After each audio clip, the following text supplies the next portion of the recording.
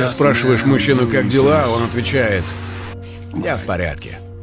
Я скажу вам, этот мужчина не в порядке. Этот мужчина сражается с демонами, которых вы даже представить себе не можете. Этот мужчина борется каждый день, чтобы найти причину продолжать идти вперед. И причина, по которой мы говорим «я в порядке», в том, что как мужчины мы знаем, что никому нет никакого дела до того, что с нами на самом деле.